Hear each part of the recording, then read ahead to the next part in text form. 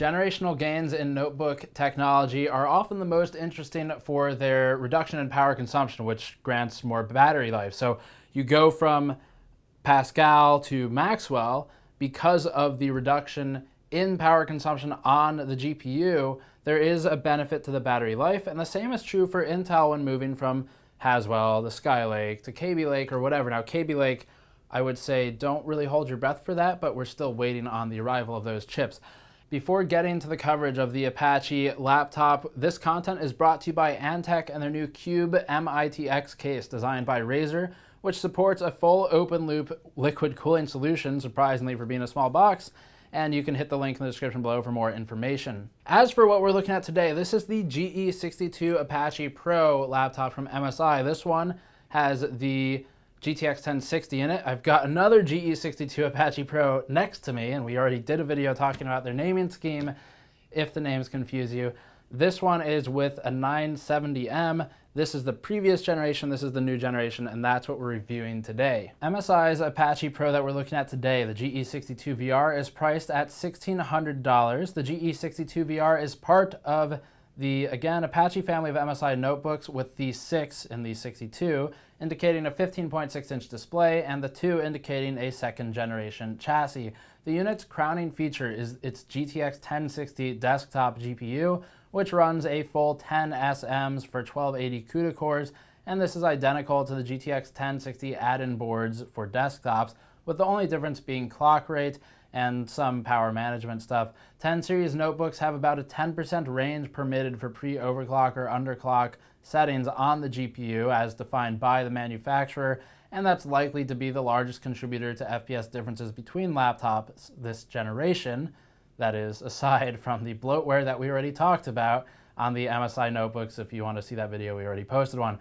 But bloatware aside, the GTX 1060 runs at 1670 MHz stock and runs the same 8 gigabit per second, 6 gigabytes of GDDR5 as the desktop counterpart. As for the CPU, MSI's GE62VR is using a 6th gen i7-6700HQ clocked at 2.6 GHz pre-boost, and this is the non-overclocking SKU of current Skylake notebook CPUs.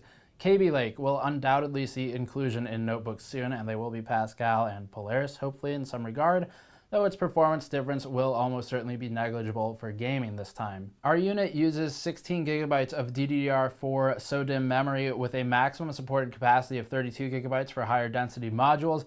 DDR4 is lower power consumption than DDR3, so that is more benefit to the battery life in theory. And there's also an NVMe M.2 SSD included at 240 gigabytes, also a low power consumption part, with a 1 terabyte SATA hard drive for mass storage. Not quite as low power consumption, but we're moving away from them eventually. The GE62VR uses either a 15.6-inch 1080p display or 15.6-inch 4K display, both IPS panels with accurate color from most viewing angles, and our test model is one with a 1080p display, but we connected a monitor for additional 1440p testing. It's a shame that the laptop doesn't have a 1440p option natively from the manufacturer, since the 1060 can definitely handle 1440p gaming, and it does struggle with 4K, making the pairing a bit less sensical. You'd have to buy a 4K display just to run games at 1440p because there is no native option for just a 1440p display. Before getting to the benchmarks, let's look at the internals of this notebook. The bottom of the laptop uses 4 quadrants of ventilation ports over the memory and some of the heat pipes, with 2 side ventilation ports still on the bottom for fans. There are also side ventilation ports and ports elsewhere on the laptop, like the back. As for internal cooling, a set of heat pipes converge on the CPU and GPU aluminum cold plates, fairly standard for laptop cooling, and they don't really create the most comprehensive coverage we've seen in a laptop like MSI's GT83 Titan, but this is way smaller and it's got to keep weight in mind as well. So copper obviously adds a ton of weight. So the thermal coverage looks good from the design, but we can actually test it and see what it looks like in actuality. And that's what we're going to do next. But the first thing to talk about, testing methodology, all that stuff is defined in the article below if you're curious about how we run these tests or you want to recreate some of the testing yourself to make sure your unit is within the spec that we've sort of laid out. And we also have some noise tests in the article, which are important this time around because the fan RPMs are a bit more variable than we've seen in the past. So that will be in the article. Here we're talking about thermals, bloatware, FPS, and battery life. For thermals, we're looking at delta T values by subtracting the ambient temperature as collected by two thermocouples, which are then averaged for the room temperature. The MSI GE62VR keeps its CPU at a temperature of approximately 26.8 C delta T over ambient, a slight improvement from the previous GE62 model that we tested with its 27.94 C temperature. Idle is about the same between the two, and the Fanebook 4's large form factor benefits the unit's ability to dissipate heat a bit better, allowing it to skate by just below the i7-6700HQ equipped GE62VR. For GPU thermals, we're at 30.1 C delta T over ambient load on the MSI GE62VR, or about 4 C improved over the GTX 960M GE62 unit that we previously reviewed. Thermal values are vastly improved over the 980M.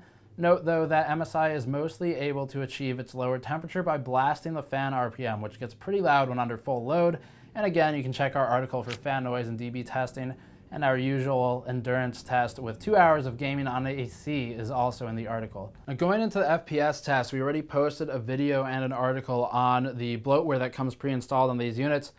If you don't want to use the word bloatware, I guess to define it, it was more than, I think, 13 programs included, all that start at startup when you first get the unit, and that includes Norton, the MSI control panel, the Dragon Center stuff, all the lighting for the keyboard, SteelSeries keyboard, tons of stuff, lots of software, killer networking, all this stuff. So we tested it, and the impact, unfortunately for MSI, was pretty significant. It was somewhere in the range of 12 to 20% at worst. And to give an example, well, we'll go through the numbers again here, but this is where an SI actually has some value, like iBuyPower, CyberPower, Origin. Those three companies for sure generally don't include the kind of bloat that you will find straight from the manufacturer, and they're taking these units and rebranding them and selling them. So it's the same laptop. But the reason it's unfortunate is because from a hardware perspective, this is mostly identical, as one would expect, because the CPU and the GPU are made by Intel and NVIDIA. They don't change. Mostly identical to the competitors, but it will look a lot worse in benchmarks if you don't remove all the bloatware first, or if you're maybe working with a user who doesn't know to do that. And so the difference looks larger than it actually is from a hardware level. So just to quickly recap those performance metrics, GTA 5 saw a performance reduction of about 19 FPS average at 1080p Ultra when using bloatware on this GE62VR. After we uninstalled the software, we were over 100 FPS average and running 0.1% low values of 70 FPS compared to the 52.7 FPS of the bloated system. Metro Last Light posted similar results with nearly 76 FPS average on a clean install versus 59 FPS on the pre-software bloated install. The hit to 0.1% lows is also substantial in Metro Last Light, gapped at about a 2x difference. And that's just a few of the more CPU-bound tests. You can read or view that content for more depth. But let's look at the comparative tests with no bloatware installed on any systems for the best hardware comparison this generation.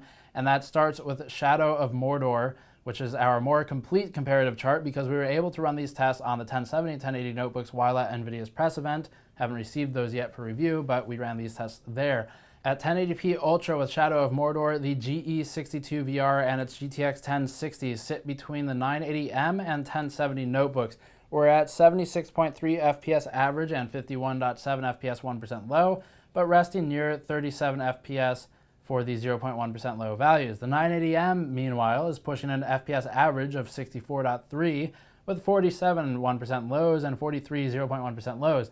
As for the 1070 notebooks, that's posting a significantly higher FPS than really both of these at 114 average, with lows constantly above 60. The Clevo 1080 equipped notebook, for reference, is nearly 140 FPS average at 1080p, clearly far and away better equipped than the other two and more suited for higher resolution gaming. At 1440p, Mordor places the 1060 exactly where it did hierarchically as at 1080p. Performance rests around 60 FPS, marking the 1060 with i7-6700HQ combo, powerful enough to support Shadow of Mordor at 1440p with ultra settings.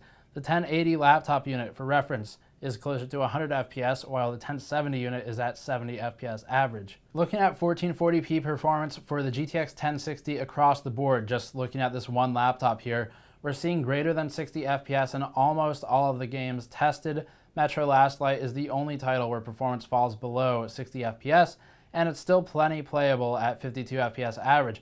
Overwatch, as one might expect, runs easily and at nearly 100 FPS average with lows greater than 70 FPS. GTA 5 is nearly maxed out other than advanced graphics and runs at 75 FPS average for 1440p. But our unit has a 1080p display, so this was all done with the laptop effectively docked and plugged into a monitor. The point is that a 1440p display on a GTX 1060 laptop would actually not be misplaced if you could find one, but there's not one on the MSI GE62VR that we've yet seen. 1080p gaming is relatively painless for the laptop across the board. We're getting 109 FPS average in Black Ops 3 at 1080p high with the 970M unit at 62 FPS average. That's a massive 50 FPS gain over the last gen step higher GPU SKU, but also the CPU has changed and that's important too. Metro Last Light operates at 76 FPS average on the GE62VR with a 970M GE62 version from last gen at 40.7 FPS. Overwatch would be supported on 120Hz displays readily, which this doesn't have, but MSI does have a few in the works and maybe some even shipping at this point. And 148 FPS average is what is pushed for Overwatch on the 1060 notebook, also supporting a 98 FPS 0.1% low value. The GE62 970M is at 89 FPS average, granting a sizable lead to the new generation of non-M branded GPUs because again, this is a desktop 1060. Using Grid Autosport for our battery life test, we start the test at 1080p Ultra with loop enabled, then check Event Viewer to find kernel power events. At the end of the test, the GE62 survived for 68 minutes of gaming, compared to the 960M Apache Pro at 51 minutes, and these units were pretty similar in spec given the generational gap, but power consumption overall has been reduced across basically all components in the system, including the GPU, the CPU, and the memory. The 980M units have the best battery life presently on our bench, but that's for two reasons. One, the test when on battery is limited to 30 FPS with Battery Boost 1.0, that is a power saving feature, but 2.0, which is supported with the 1060, allows you to get up to 60 FPS if you enable it, and as a part of that point, the 980M can handle 30 FPS relatively easily comparatively, and it's just not sucking all the power it's rated for because it's a more powerful system. It's limited to 30 FPS, so you get better battery. Now, the main thing here, though, is that the Fanebook is physically imposing and has a massive battery as a result of its 18-inch form factor, and this helps considerably because the battery is just physically larger. MSI's GE62VR is priced at $1,600. That lands it basically, actually, exactly the same price as most of its competitors, including the Asus equivalent size GTX 1060 notebook, the ROG Strix, Gigabyte's P55W notebook, also $1,600. Acer, not Asus, Acer is $100 more at $1,700, but we don't have full specs on their 15.6-inch Predator just yet. So in terms of price, they're all pretty much the same. Asus is the most competitive in thickness, and they've got a slight difference in weight and height and extra features, but the biggest difference is in the bloatware. If you're savvy enough to remove unneeded applications when you get the system or reinstall Windows, MSI's GE62VR hardware is good and the chassis is of reasonable build quality. Not the best we've seen, but pretty darn good. And the form factor is small enough to use on a plane. So the main thing here, the takeaway, is you're obviously sacrificing a bit. Rather than going with something like a Blade, which generally will run more expensive, but is a bit smaller, you get a slightly larger form factor laptop. You can see we're not at the sort of Ultrabook form factor, which is not really terminology used anymore, but the less than 1-inch form factor is not what you'll get here. You would need something like a Stealth from MSI for that, or a Blade from Razer, both of which are more expensive part for part. So this is the middle ground unit other than some of the GT72 Dominator stuff we might look at later. And as far as travel goes, it is something you could actually use on a plane. Decent for gaming, but lower price overall than the smaller competitors. As for software, the out-of-box software is really killing performance and makes this thing look way worse than it actually is. And not only look worse, when using it, you can actually feel these differences and see them. Clicking on something as simple as advanced power options after hitting the system tray battery icon, that takes sometimes more than 1 full second to open, and that might sound petty, but when you're looking at equivalent hardware for the same price doing it instantly, it's a big difference. So this is a big issue for MSI. I really hope that they will sort of tone down the bloat that they've got on their systems. Norton's a big part of that. Their own control panel, which I know they will defend as being sort of an ease of use feature for people who don't know how to use the normal Windows control panel to do the same things. That does add some bloat. A lot of it's Norton if you don't tune it. You can obviously tune it a bit, but the argument's the same. If it's people who don't know what they're doing, it's just going to perform slower than it needs to. And those aren't the only two culprits either. All this other stuff, there's like 13 software solutions on there that don't need to be on there. And as for the VR tag, GE62VR, that's the thing now. So we've got even things like the S340 Elite, which is a good looking case, is still kind of taking some of that VR branding. So it's a big thing right now. I'm not sure that this is the SKU I would get for VR gaming. You could certainly do some VR on it, but for higher graphics settings, more complex games in the future, things like that, a 1060 is a bit low on the list. I would probably look towards a 1070, maybe a K-SKU CPU, but this HQ CPU with 1060 is definitely cutting it close depending on what kind of VR games you're planning to play. And then, of course, there's AMD's new RX 470 laptop. This was announced somewhat silently while we were at PAX. We went to their booth. We're like, where is this thing? And they couldn't get us one while at the show. We haven't seen one. I haven't been able to acquire one from anybody. So hopefully we can look at the RX 470 laptop soon, because that would be a good competitive look. But right now, it's all just NVIDIA stuff that we have, because AMD's been kind of out of the laptop game for a while. And the RX Polaris stuff is the most recent to go, hopefully, into laptops, but it's just begun with the RX 470, and it's impossible to find, at least on the review side. So I don't have one for you yet, unfortunately, but hopefully we will get one at some point. For now, this is what we've got. As always, Patreon link in the post-show video, link in the description below for the full article with more information, noise testing, things like that. And subscribe for more. I'll see you all next time.